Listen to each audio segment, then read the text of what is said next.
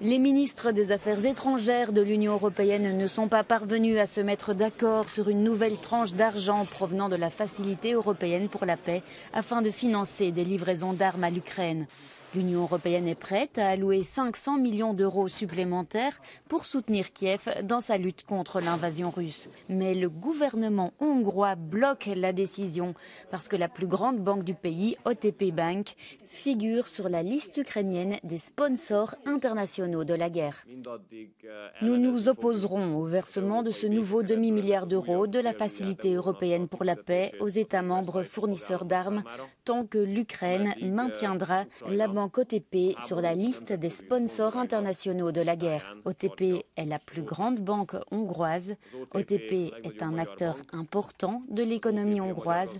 Je pourrais également dire que nous sommes tous fiers d'OTP en tant que banque hongroise.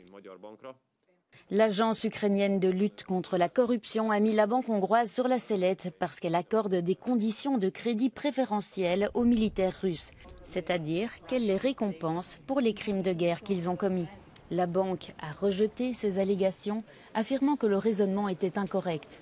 Bien que le litige n'ait officiellement rien à voir avec l'Union européenne, le haut représentant Joseph Borrell a déclaré qu'il faisait tout son possible pour résoudre l'affaire afin de débloquer les prochains paiements pour l'Ukraine. Bilatéral, multilatéral, nous devons faire tout ce qui est en notre pouvoir pour que le prochain paquet de soutien militaire à l'Ukraine soit approuvé.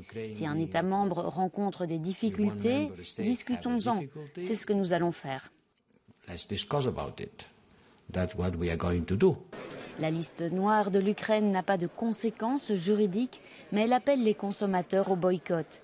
Elle contient de nombreuses entreprises européennes, dont la France, l'Italie ou la Grèce. Mais la Hongrie est le seul État membre à avoir soulevé la question au niveau européen.